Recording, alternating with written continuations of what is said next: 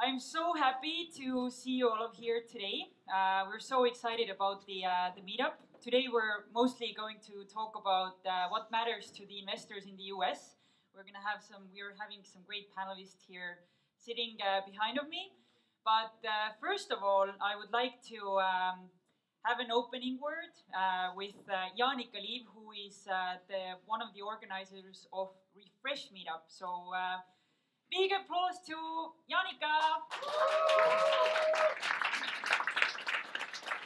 Hi. First of all, I would like to say a big thank you for Testlio for organizing such a great warm-up event for Refresh. Big applause to Testlio.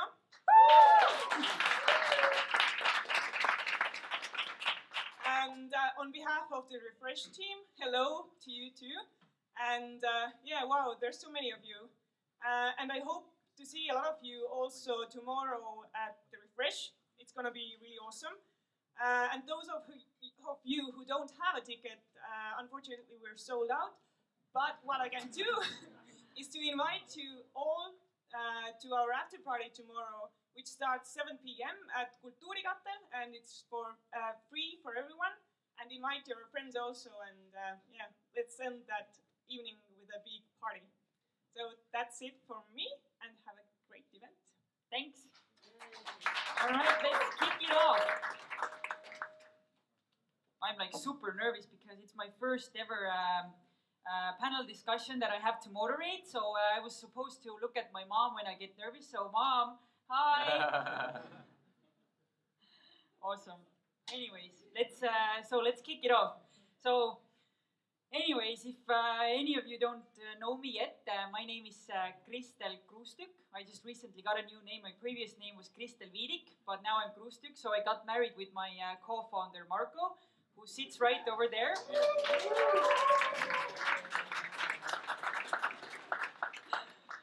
And I'm really, again, I want to say that many times. I'm super happy to see so many of you here, and hopefully you all will have some interesting ideas to go home with after this meetup. But obviously, be very happy, and just if you have any questions, you will have time to ask questions after I've finished with my questions. So I'm going to take like 10 to 15 minutes to respond to your questions from the audience. Today we are going to talk about investors in the US and what really matters to them. And I would like to introduce our amazing panelists. So two of them got here today. They are our investors in Sik Rhee, who is currently a partner in a company called Vertex Ventures. They are an investor in Testlio. Previously, Insik built a company called Loudcloud with Ben Horowitz, and they sold to HP for $1.7 billion, right? Yep. Then we have Sten Tamkivi, who is probably very familiar to all of you here in Estonia. Sten was leading a lot of efforts in Skype, and now he is a CEO of a company called Teleport.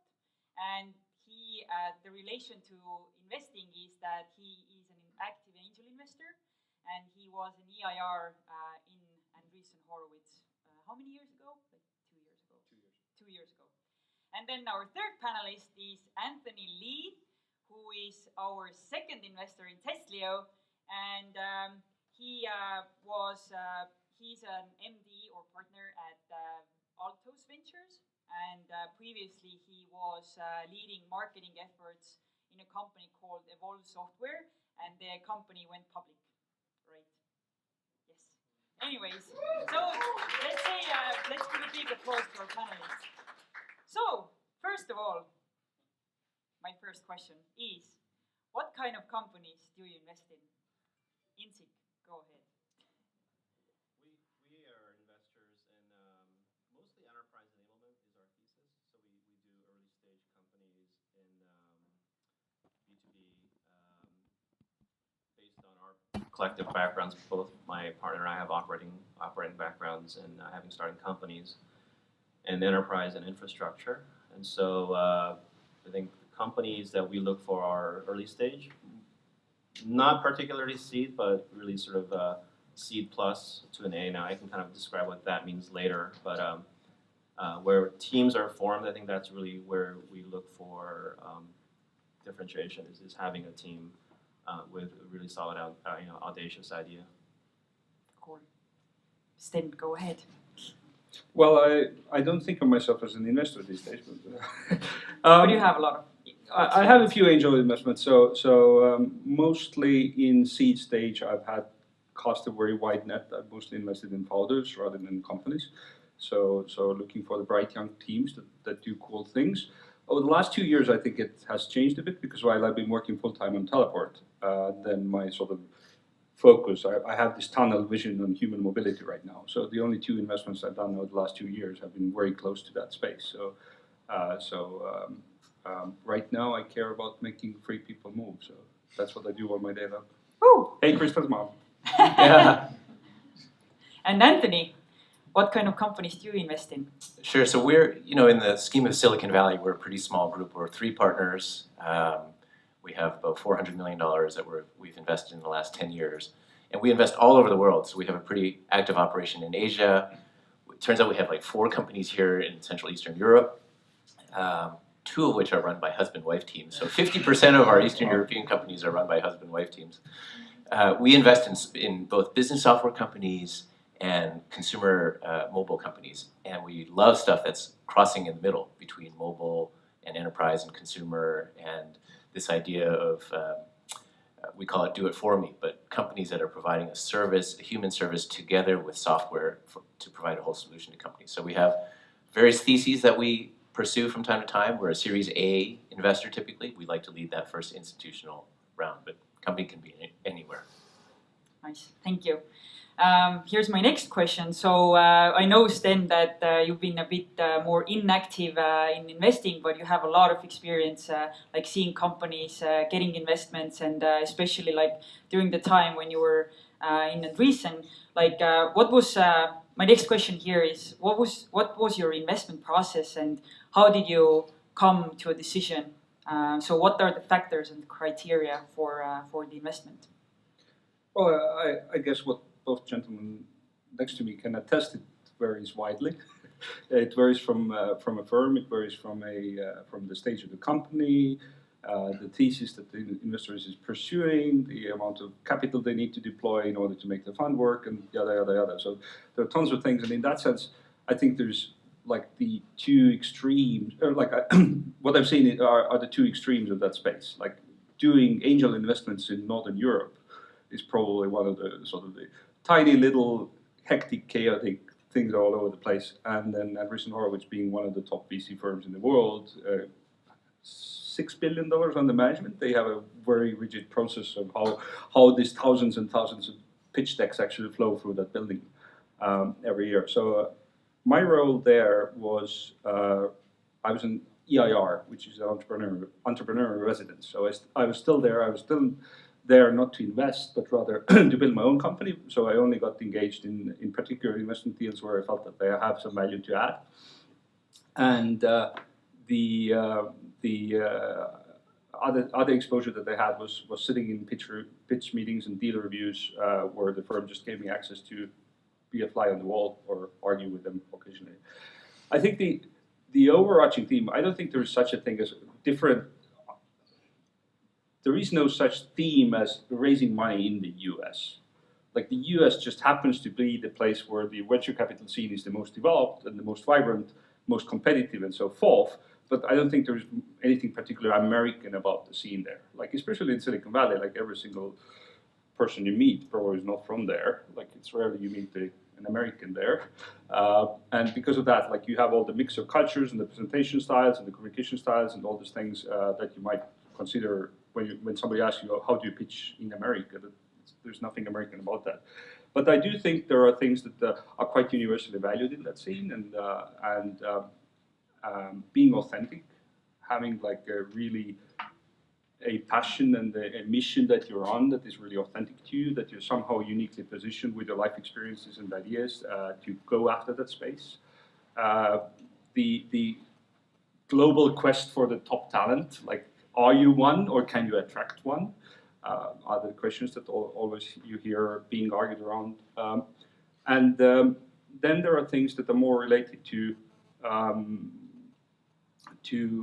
sort of the external environment than the team. Like, for example, the size of the market, which is, I think, something to point out, that when you go from Estonia, the luxury that we have here is that nobody builds a company for the local market, because you can't build a billion-dollar company for 1.2 million people. Because of that, you have a kind of an international mindset from ground up, and with some US investors it flies quite well. With others, I've noticed that because the US domestic market of 350 million people is large enough, that there is much more competence about how do you conquer US rather than how do you conquer 50 different countries. And so these are the things that you might strike as surprising.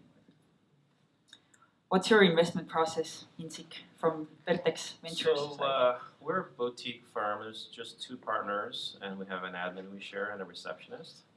So like a startup. We do most of the work ourselves. The process is, so if you look at sort of the 3 ingredients, there's market, team, and product.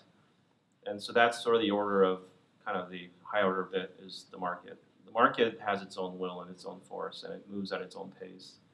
Teams that recognize the opportunity to attack an market opportunity that's shifting usually are the ones to capture the most value. And so we sometimes fall in love with teams, but sometimes they're attacking a market that's considered maybe already mature, or not quite. We don't see kind of the real sort of it being materialized fast enough to be an opportunity.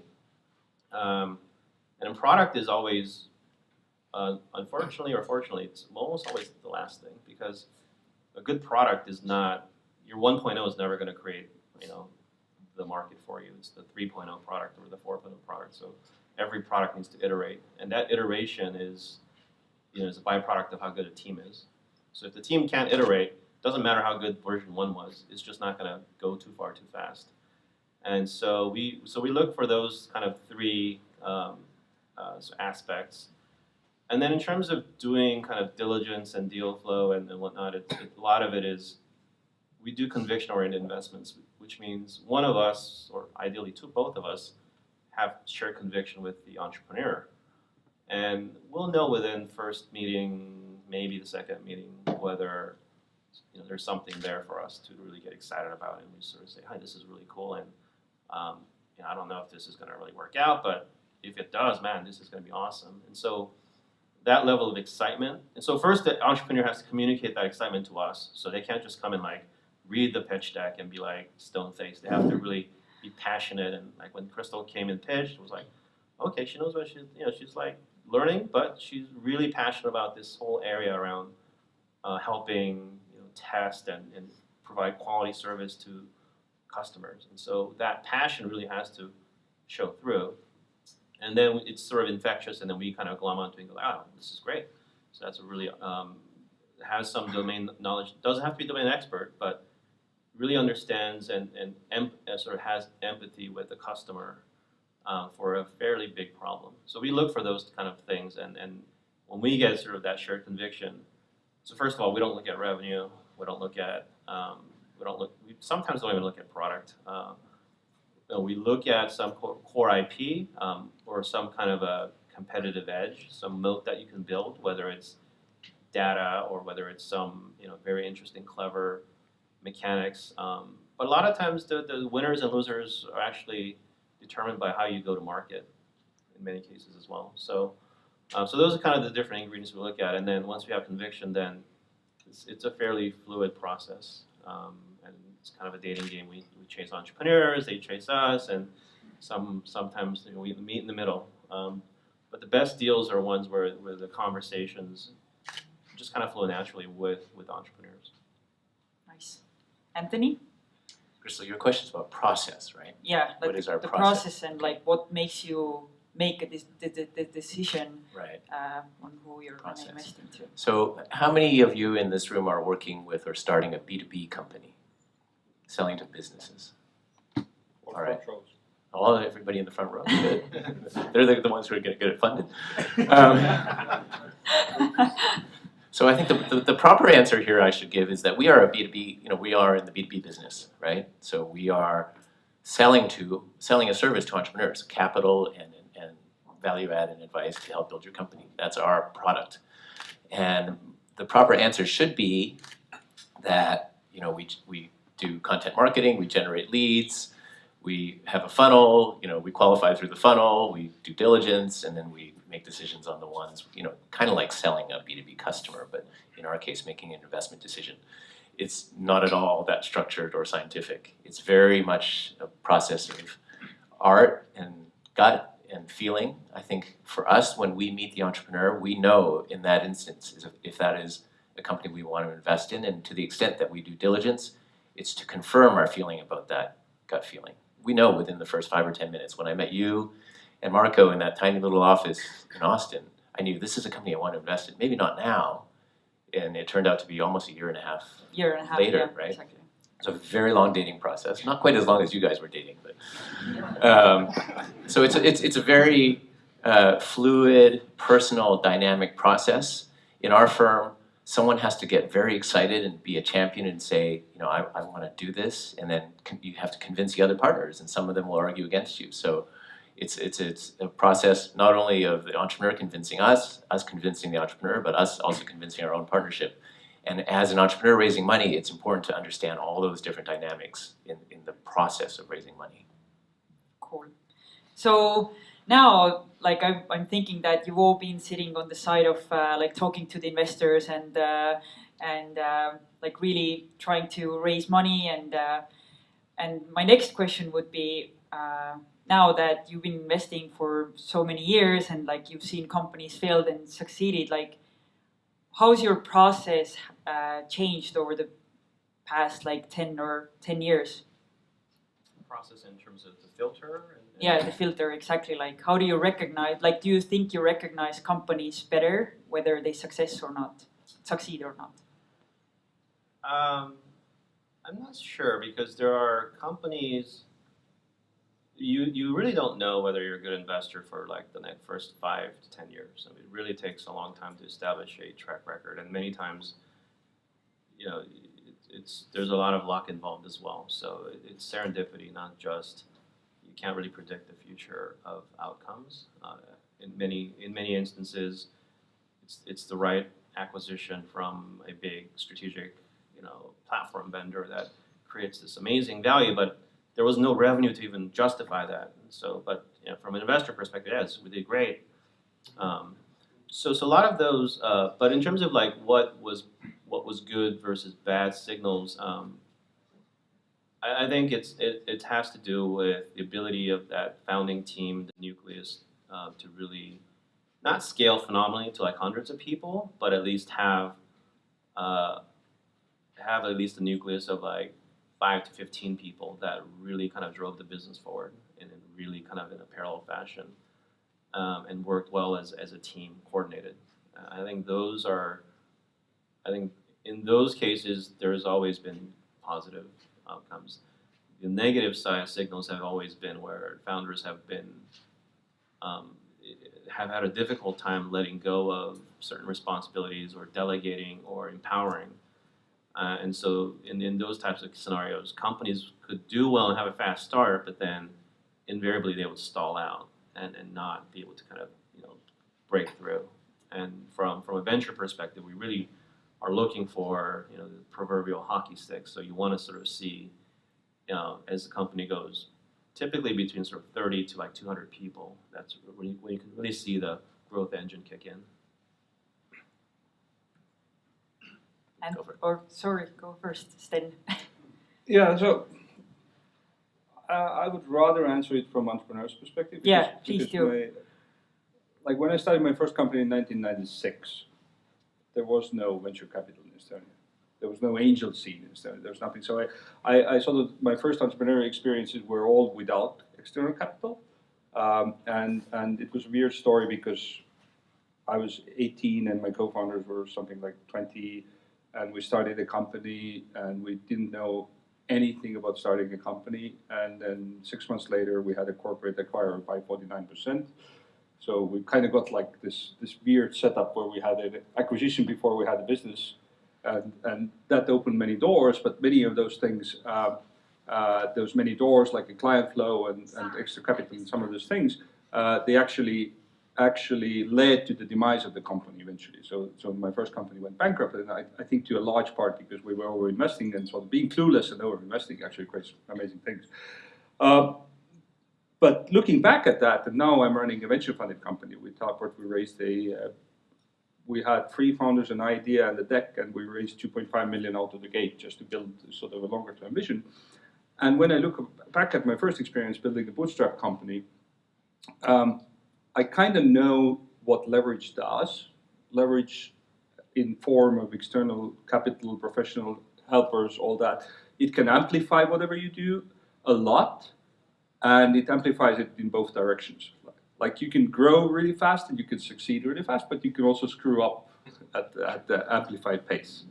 So this hockey stick that Sik was referring to, it's actually, if you raise a number to, like if you double a number and you build this sort of exponential growth graph, if it goes from 2 to 4 to 8 and so forth, if you start multiplying 0.8, and this then sort of the diminishing effect happens very quickly as well. So I think this external getting investors on board, getting high-profile investors on board also raises the bar of the game that you're playing and the expectations that people have for you and the sort of the pressure to succeed and the all these things. So it's not something what anybody should be taking lightly. Like I think in every business, in everything you try to build, you should very carefully navigate and stay honest to yourself. Okay, when do you actually need to raise money? What do you raise that money for? What are the goals? How will that particular investor help you besides just giving you cash?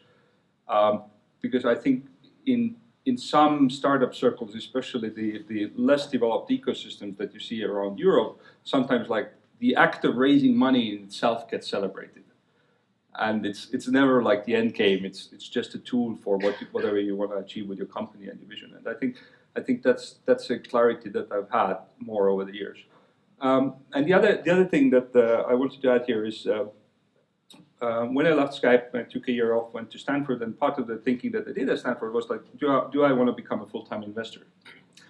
And the really, really good advice that actually came from a relatively well-known Estonian, Steve Jurvetson, who is a full-time investor in Silicon Valley and has done companies like SpaceX and Tesla and so forth. So he told me that when I asked him for advice on that, and he told me that, Sten, I love being a VC, but you know what? At every single launch party, I'm still a guest. And then that's the moment where I realized that actually I don't want to be a guest still. So I still want to build something.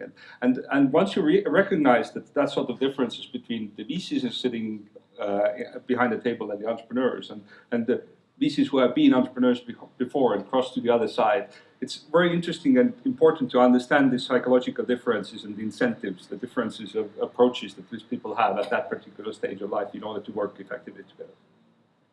Thank you. Anthony? I don't have a whole lot to add. I also raised my first venture round in 1996, and it was sort of like a unstructured world back then. I think there's just so much information available now through panels and events and online.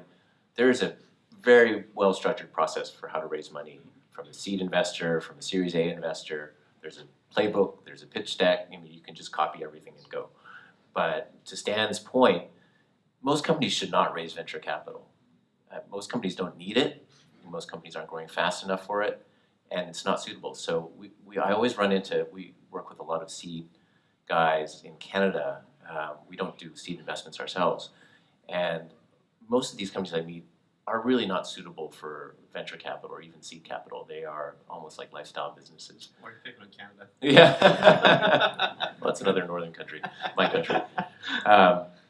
So, that's the first most important question you ask yourself. Venture capital comes with a lot of headache, as you know.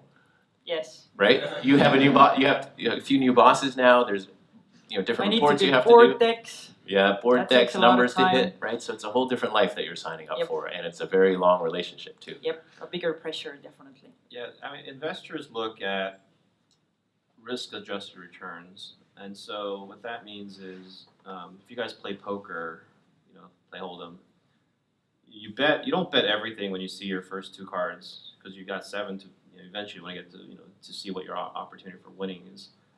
So what you do is you bet the ante, and then you bet a little more, you bet a little more. So that's similar to sort of how investors treat sort of the companies we invest in some cases. We're investing for the next flip of the card. So you have to really have a clear milestone for what that next flip is going to prove before you raise any money. So, it's not about like how fast you can grow, like to almost every company that tells me they're going to be cash flow positive with this round of financing never makes it there, right? Yeah.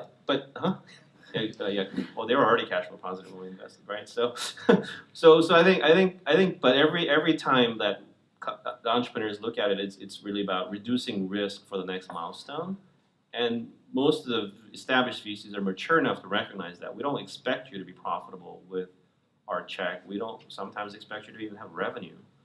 But as long as you can convince us that the opportunity is big enough over time, and then you can sort of address and overcome these risk hurdles, then we can go ahead and make small investments up front and then go ahead and add on to it. Most mature companies, by the time they get to IPO, are going to do Series E, F, plus and minus. So you're going to go through sort of 4 or 5 successive rounds of this endeavor. And by the way, as CEOs, you never ever stop fundraising.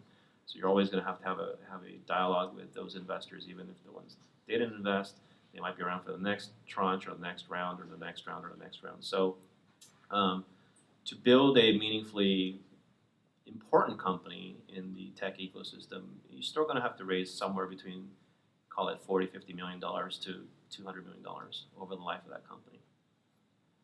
Big goals.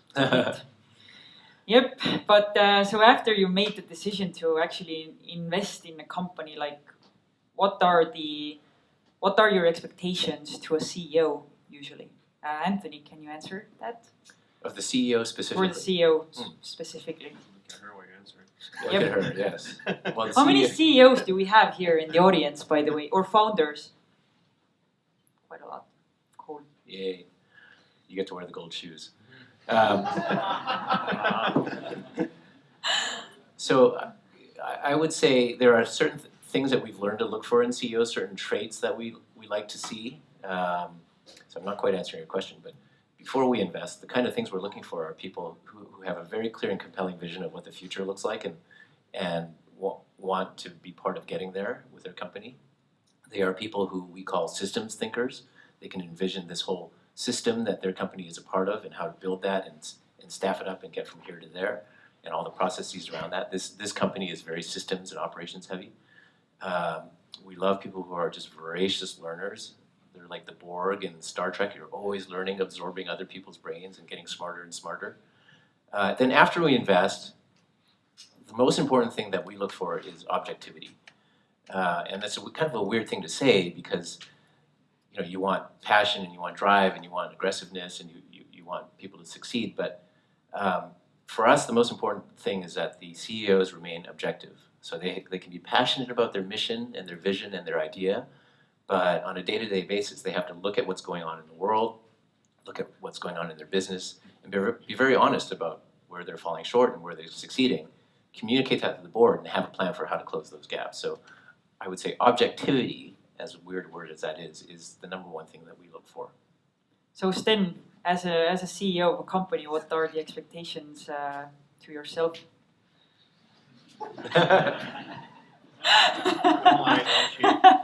Well, basically, I think what many first-time founders don't realize is that the default state of a startup is dying.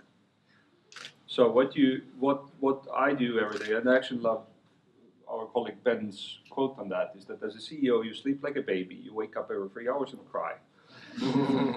And that's the kind of the delay between cries varies depending on if you just closed the round and you just hired a good person and so forth, or if you're running out the runway and you lost the person and whatnot. So there's variation to that, but basically you're in this. You raise money for 2 years. You're up for two years of constant panic, like do you admit it or not? And basically the entire process of building a startup is de-risking it. You try to close every world on your team. You need to look super optimistic, pumped up, give amazing media interviews and all that, and nobody cares if you didn't sleep but cried last night, right? And so it's a fun pre-suicidal state that I can highly recommend to anybody.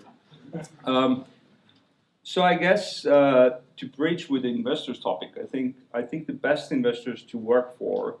And I've always admired working with and observing investors that have been in that role themselves, because there's so much more empathy towards the situation. And if you like the venture capital I've heard about pre my days, before I had the first time I lived in Silicon Valley was in mid-90s, but I was in high school, so I didn't really meet these people. But so probably the VC scene in the 80s was like ex-bankers.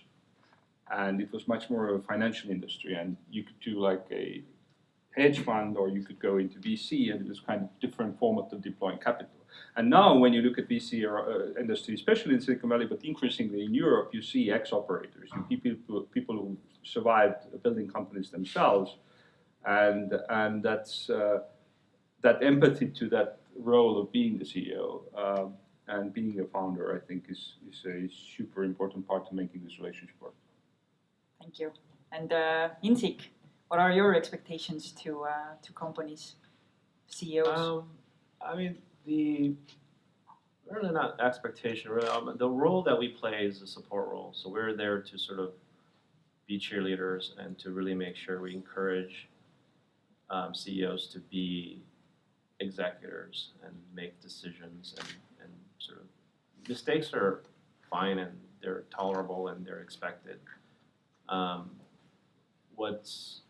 The thing that we look for the most is people's ability to prioritize at all times and really understand what and why the order of things should be tackled in such a fashion, whether it's hiring or whether it's investing in marketing dollars or sales engines or whatnot. I mean, if you don't do the right level of prioritization, you can end up making very costly mistakes that are harder to recover from.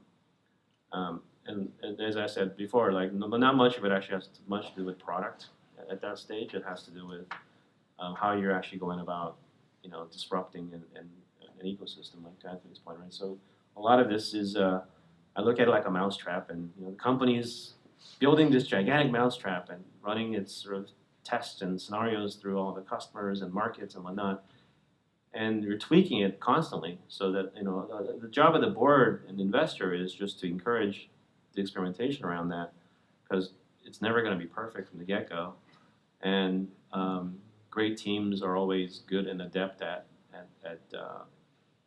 what needs to be done next. Every CEO has 100 things on their to-do list, of which they can really properly address 5. And I'm of the mindset, I'd rather you nail the 5 and move on to the next, as opposed to try to do 20 and kind of do a mediocre job at the 20.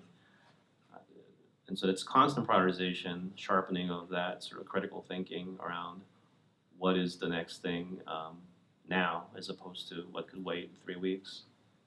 So here's my next question. Why companies fail the most? What's the number one reason why companies fail? I think a lot of people would like to know, what makes us mess everything up the most. There is no easy answer for that. And have you had any? Can you give us any examples of any of your bad investments in the history? He doesn't have any. I mean, plenty of bad outcomes and losses. One particular thing I remember was the market didn't actually materialize. If you want to, so if you look at it, the investment discipline, there's sort of, once there's a market, by the way, everybody else also knows there's a market. Then there's 34 or 40 competitors, and you might get there and you might have a modest outcome, but the biggest outcome comes when you actually help create markets. So when the market doesn't actually exist, and this is what I did as an entrepreneur, is like you try to envision how things should be within the next 3-4 years, and then you try to create and justify why a company needs to be built to service a market that isn't there. So it takes a certain amount of crazy on the part of founders and a lot of conviction and willingness to play along on the part of investors. But when those dynamics actually hit, you can build phenomenal, big multi-billion-dollar enterprises. So in those types of swing for the fences bets, you may have the best team, you may have amazing execution, great product, great, just everything across the board. The CEO just does everything properly, yet still fail. And so that's happened before to me, and that's really the most unfortunate part, because you can look around the table and be like, wow, we had amazing people contributing, working their butts off, but the market just didn't come. Sten, have you seen any bad cases or stuff gone wrong?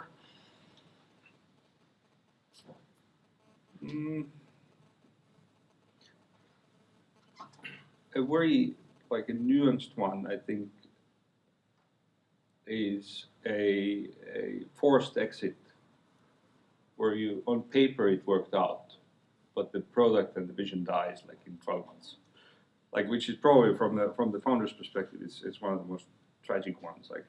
A recent example that the entire internet is on their back feet about is Sunrise. And I was a seed investor in Sunrise, the calendar app, and just looking at Pierre, the founder, Microsoft bought him for $100 million, and now last week you had tens of thousands of tweets complaining about that there is no replacement and Microsoft is shutting it down. And if you are the founder who sort of created a vision that you want to fix this sort of calendaring issue for the world, no matter you made some money out of it, but you still probably feel kind of empty inside. So I think that's obviously there are much simpler failures of running out of time, running out of money, running out of the market didn't materialize, all these other things. But what the point I'm trying to make is that sometimes the failures are much more nuanced than they look on the surface, and sometimes even the very shiny stories have their own failures behind them.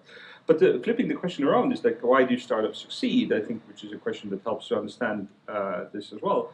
I think 4 or 5 years ago, I think the Google Ventures guys pulled a few data scientists from the Google's core search team, and said that, okay, here's all the data we have of all the startup investments ever made, and all the demographics of all the CEOs and founders and their employees, and all this sort of market dynamics and which schools they went to, and blah, blah, blah, blah, blah. Here's the data set, tell us why.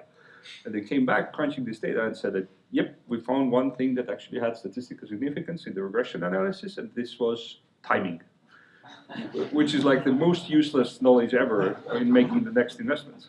I think, but it's kind of close to truth, right?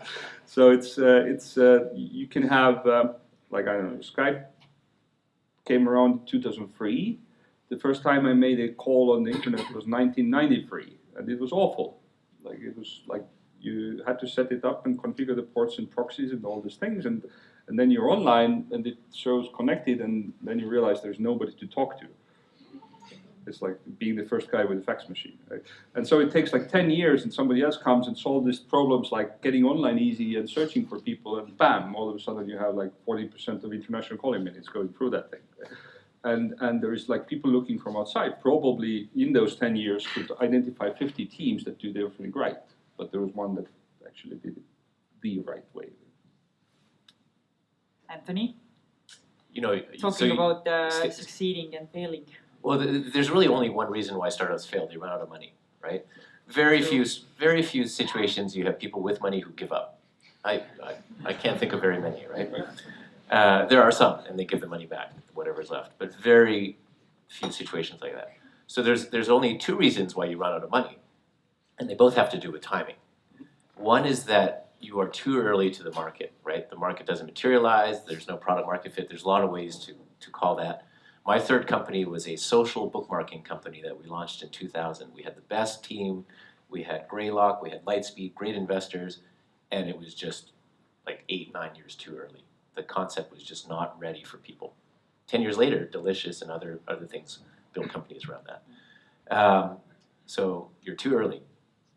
The second way to run out of money is sometimes inflicted by investors, right? So you talk about like sometimes investors can accelerate your demise, and the thing that venture-funded companies are most guilty of sometimes is something called premature scaling, or PMS. And premature scaling is when you think that, when investors think that, hey, the model is working, we put $10 million into a company, let's go build that sales force, let's go just hire people and let's go for it. And maybe the model is not quite there yet, and you just fall on your feet. And that's another very common way to run out of money. And I've seen it over and over again. So running out of money is really the only reason startups fail, and it has to do with timing either way. Thank you. So, do we have any questions from the audience? Yes. Okay, Ragnar. So I will start with the questions. Give me an example when you as a VC have stepped in and changed CEO. Why this happened, and do you believe it worked? I don't ask from him because Horowitz said clearly, founder has to be CEO. What is your view? Like when VC have to step in and change CEO, have you done that in your portfolio companies? With the seed company, I had a that discussion with a CEO who was highly technical.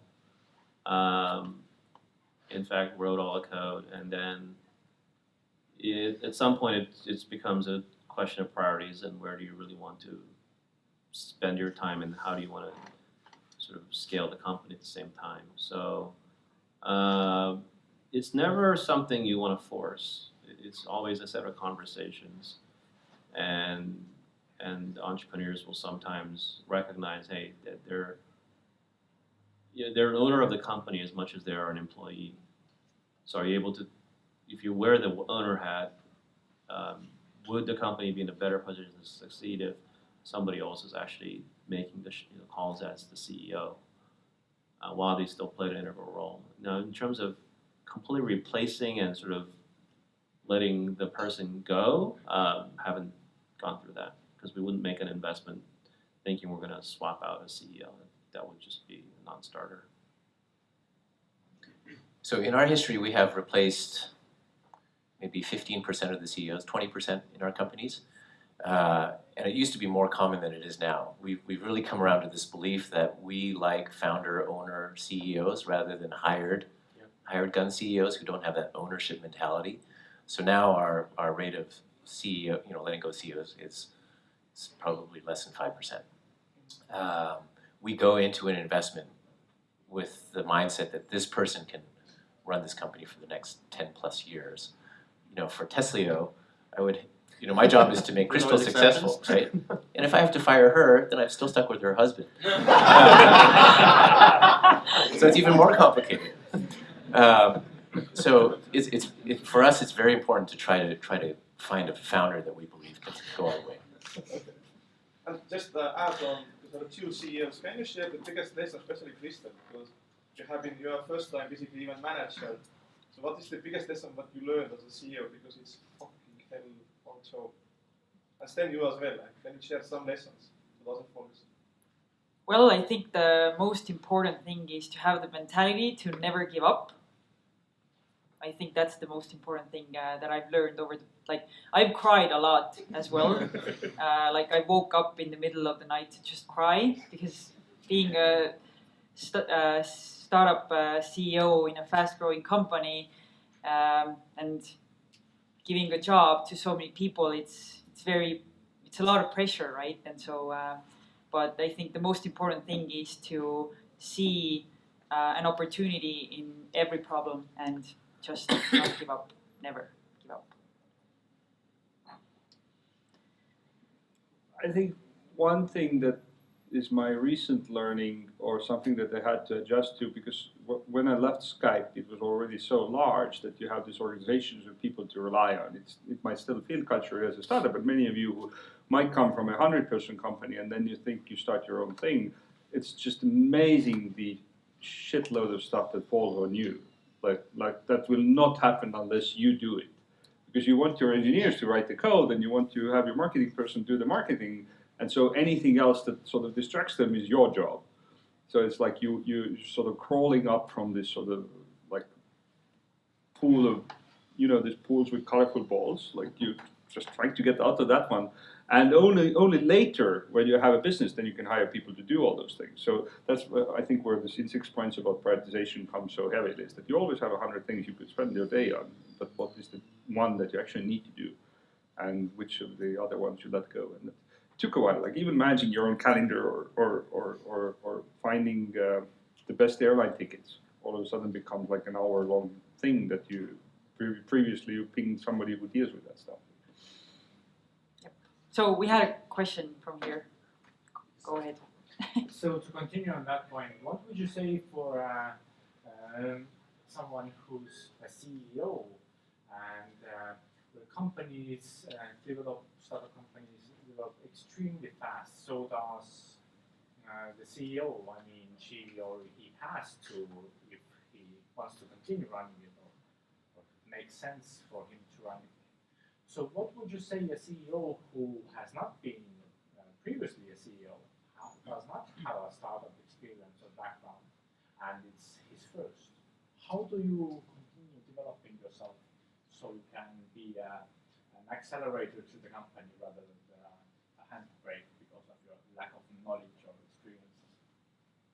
So one of our most successful CEOs had never done anything before. I think he was like a magazine editor or something like that. He dropped out of college. In 2010, one of his friends convinced him to start a Groupon clone in Asia. His first question was, what is Groupon? And so he was one of these voracious learners that I talked about earlier. He was always learning and very curious. And so he left school, he left Harvard in 2010, moved to Seoul, Korea, and started one of 200 Groupon clones. And then as the company got bigger, you know, his advisor said, oh, you should implement Salesforce. He said, what's Salesforce? You know, he had never heard of any of these things, had never been in the tech scene, had never started a company, had never run anything. And yet he built a company in 6 years that is now worth $5 billion. And he himself is a billionaire now. So, you know, you see these amazing cases, like the best companies, the best tech companies in the world were run by founders, right? If you look across the history of technology, the founders took them all the way to very big. And most of those were first-time founders. So those are very special people that you have to find. And that's part of the secret sauce of our job, is to find that special spark.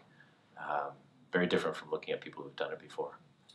Yeah, I mean, I've been a founder twice, never a CEO, never wanted the job, never craved it. So when Ben was CEO, I was the founder with him, and I got to watch him kind of grow. It was my second company, actually, and he was the first-time CEO. And we made a lot of mistakes, but the thing about, I think a couple of things that helped. We had a very supportive board. One, he also had a very great mentor, and I always recommend mentors for CEOs. And so in his case, he had Bill Campbell, so you can actually ask for a better one. And having a sounding board to really air out your chief concerns, and someone who's really kind of 100% by your side, that's really important. And unfortunately, investors can't play that role 100% of the time. We try to be as supportive as we can, but we also have a fiduciary responsibility and objectivity around certain, so that's sort of there are certain scenarios where that doesn't always become the case. And so the transparency, what you're looking for is a 100% transparent conversation with, even to the point of like, oh my God, my board members are driving me nuts, or this is like, how do I go get the next investor, blah, blah. Like, you may not necessarily tell that to your current investors, right? But if you have a true mentor or someone you can fall back on, that really helps give you the confidence to push forward. So I think that, that's, I've seen that with Ben, where he just really grew and became much stronger as time went on. But nobody starts out being a great CEO. Yep. So I think let's take 2 more questions, and then we have to finish up. How do you feel that non-CEOs lead the fundraising part of the company? Never a good idea. Why? Because the CEO is the person we manage as a board. Sorry, what was the question? How do you feel about non-CEOs doing the fundraising? I mean, they could. There could be someone, you know, at fundraising, but Still founders. still founders, yeah.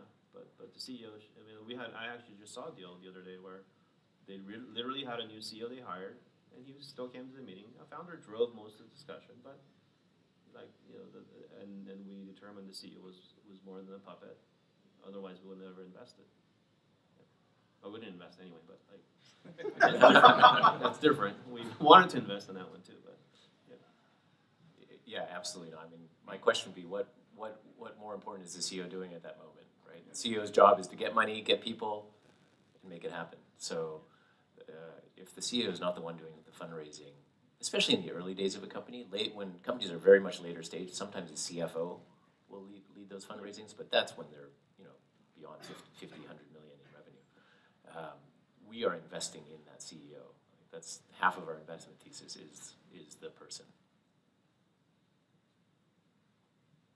Maybe a good thought though about the product market fit to avoid this premature scaling that you were talking about. Like, when are you happy about product market fit? When you feel good about it? You know, that's always something we're trying to figure out, and there are some signals that we're learning that to look for. You know, one of the signals is that you feel some pull from the marketplace, and the way you can see that pull is by inbound organic leads. So people are starting to find you on their own instead of you advertising or you going out to find them. So if we can measure the volume of inbound organic leads are growing, then we see, hey, people are looking for this stuff that we have to sell. Most companies, when they start out, people don't know they need what they're selling. And so when we see that happening, we feel like that's one of the signals that we look for. All right, let's take one more question, and then we need to finish up. All right, go ahead. If you're a technical founder, then what qualities should you look for when looking at a co-founder, or should you look for a co-founder at all? Not necessarily. I've actually backed a solo technical founder. Do you look for a co-founder? You eventually have to recruit people to work for you or with you, so you should always be recruiting. And I think in general, I consider founders to be not just the people you start at day zero with, but you will pick up a sort of co-founder class people along the way that may be the, you know, sort of further down the journey. Many times the technical founder will kind of push headlong into a product or a concept or a prototype even before recruiting. I mean, Jan Koum was a perfect example. Jan built all of WhatsApp and launched it all by himself. He did not have a co-founder, and he basically assembled the team around him, and he, you know, said, hey, you can be a co-founder. But so there are cases where a founder can just will it, push it through. It's extremely rare, however. I think it boils down to a lot on other personality traits. So the fact that if you're technical or not doesn't matter that much. Like I know, for example, about myself that I can't operate solo.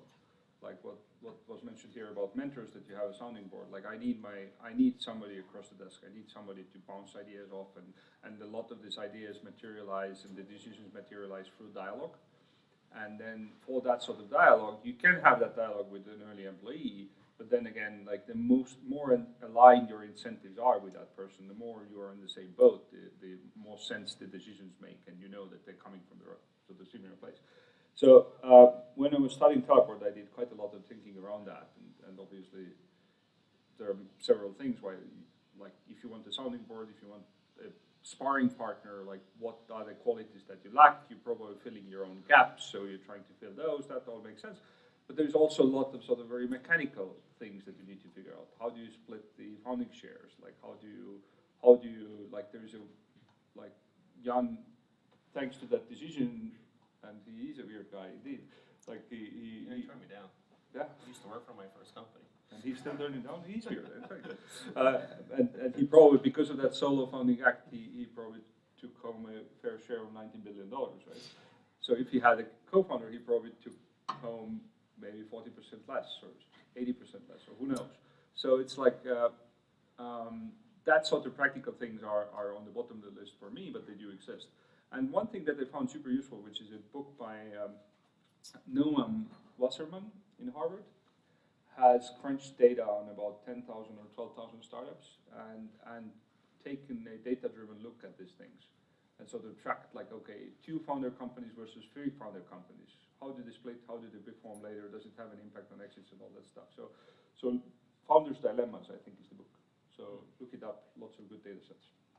I think the data in there says that having co-founders does correlate more highly to success, but there are obviously success cases for single or multiple founders. I think his bottom line there was that it didn't matter that much about how many co-founders, but what mattered was that people who optimized for the size of the pie are eventually more successful than the ones that are optimizing for the size of the slice. Right? Yeah. The only thing is, no matter what, don't marry your co-founder. We gotta start that studies. Yeah. Correlation. No, don't listen to him. That's the other thing that CEOs do. Right. Know when not to listen to your board. Yeah, exactly. But anyways, so I think, to wrap this all up, I think there are a lot of different factors that are going to lead a company to success. Just to name a few, you need to have an international mindset, great team, great product, good timing, and you need to be able to prioritize well. So thank you, Sik, Sten, and Anthony for being in the panel. And Mom, I hope I did well. Yeah. All right. There are some. I think there are still some snacks left and beer, and so yeah, let's eat and mingle and thank you. See you tomorrow. Yes, see you. And see you tomorrow at 3:40.